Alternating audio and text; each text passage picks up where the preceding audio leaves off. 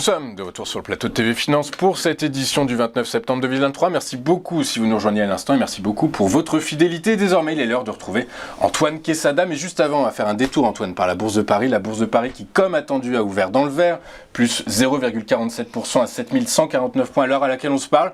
Les investisseurs optimistes et le regain de confiance semble se matérialiser suite à la publication hier des données sur l'inflation en Allemagne qui ralentit plus que prévu. L'inflation en France ce matin reste stable, du coup c'est plutôt de bon augure pour l'inflation en zone euro qui sera publiée tout à l'heure à 11h. De l'autre côté de l'Atlantique à 14h30 c'est l'indice PCE Core qui sera publié. Tout ça, ça nourrit de l'espoir par la force des choses. Est-ce que tous les espoirs sont de nouveau permis, Antoine? Alors tout ça pour dire qu'on rebondit sur un support, Louis-Antoine.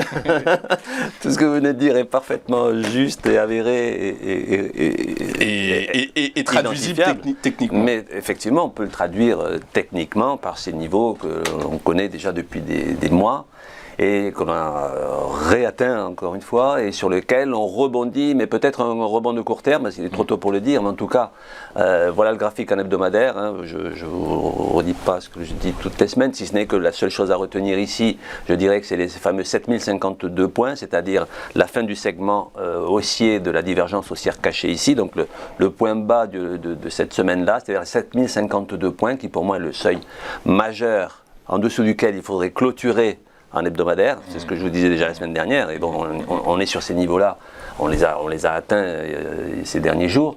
Donc pour le moment, ce support tient, on va passer en journalier, ça sera plus précis, voilà. Donc ce fameux canal horizontal entre les bornes 7092 et 7525, je vous disais la semaine dernière et même la semaine d'avant que nous avions une belle divergence baissière classique avec le segment bleu qui monte au-dessus de l'indicateur et le segment bleu qui descend au-dessus du cours et qui descend au-dessus de l'indicateur. Oui, certains de mes stagiaires me disent mais comment arrivez-vous à savoir qu'on ira très certainement sur le bas du canal, voire même le casser? Eh bien évidemment, ils viennent chercher une méthode. Hein. Une méthode, c'est des outils. Alors si on se base uniquement sur le prix, certains vous diront oui, mais la semaine dernière on était au même prix qu'il y a 2 mois. Oui, mais on n'était pas dans le même sens de la marche. Et comme je dis souvent, on peut avoir la même température un 15 mars qu'un 15 septembre. Sauf qu'un 15 mars on va vers l'été, le 15 septembre on va vers l'hiver. Donc là c'est un petit peu ce qui se passe. Enfin, c'est encore une métaphore. C'est encore une métaphore. Vous digressez un peu avec votre métaphore météorologique. Mais on comprend bien. Du coup, par la force des choses, aujourd'hui, Antoine, c'est ce qui nous intéresse. Alors aujourd'hui on a rebondi très légèrement sur la zone des 7120 points. On est déjà un petit peu au-dessus des 7092. On voit bien ici les 3 bougies latérales sur le côté.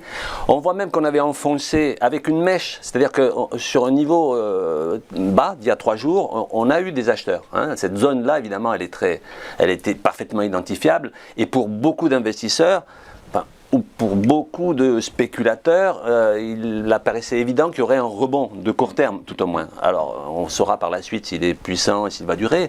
Alors, je vous dirais que si on avait ici une divergence haussière classique, mais elle n'est pas matérialisée. Si c'était le cas, je vous dirais oui, on va rebondir fortement et on pourra viser peut-être même la réintégration, enfin le retour vers le milieu du canal. Là, pour le moment, je pense que cette hausse, déjà, pour aujourd'hui, elle risque de coincer au niveau de la moyenne mobile 8 ici en rouge. La moyenne mobile 8, à l'instant où je vous parle, elle est à 7154 points.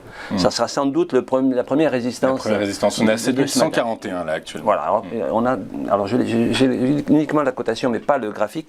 On a peut-être même atteint ces 7150 tout à l'heure, mais je ne l'ai pas dans l'historique ici. Donc tout ça pour vous dire que désormais, on pourra utiliser les ratios de Fibonacci de la même façon qu'ils étaient des supports à la baisse. Ils vont constituer des supports à la hausse, des résistances à la hausse, si on vient à les atteindre. On a atteint les 7150. Ah bien, 7154, oui, ça correspond à la moyenne mobile 8, la ligne en rouge ici, qui logiquement fait office de première résistance. C'est-à-dire qu'il est très très rare qu'on la tape pour une première fois sans qu'il y ait une réaction dessus. Vous voyez, on l'a atteint. On l'a atteint, du coup. On l'a atteinte et vous avez une petite réaction de recul.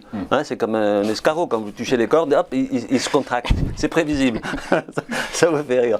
Bref, petit rebond il est trop tôt pour savoir si ce rebond sera solide. Les éléments macroéconomiques, en tout cas, laissent présager que cette tendance haussière à court terme pourrait... Voilà, et on pourrait éventuellement, puisque le fait d'avoir tapé la moyenne mobile 8 ne dit pas du tout qu'on ne pourra pas aller plus haut, on rencontrera des objectifs, des résistances à 7187 points, qui représentent, on le voit ici sur la gauche de l'écran, les 50% de Fibonacci qui étaient à la baisse seraient maintenant une petite résistance.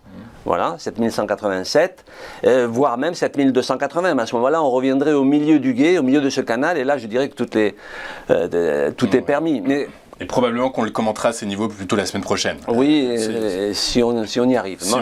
Moi, je continue à penser que le rebond sera de court terme. Je crains que dans les semaines qui viennent, on repasse sous les 7052 et qu'on vienne clôturer en dessous. Et à ce moment-là, ça libérerait de... D'accord, donc votre scénario privilégié, c'est plutôt un retour vers les 7052 et ensuite... Mais rappelez-vous, je disais, on n'anticipe pas. Moi, dans ma façon de travailler, je valide des signaux à un moment donné. Tant qu'un signal n'est pas validé, tant qu'une clôture sous ce niveau n'est pas faite, je préfère ne pas anticiper. Il y a des outils qui permettent de voir un petit peu à l'avance quelle va être la trajectoire du marché. Mais je n'anticipe jamais un signal. Par définition, c'est le signal qui donne, la meilleure probabilité d'avoir raison et de pouvoir profiter. Oui, parce qu'effectivement, on a bien compris que 15 degrés en mars, ça équivaut pas à 15 degrés en novembre. Merci beaucoup, Antoine Gillot-Pétré. Sauf qu'en novembre, on va vers l'hiver. En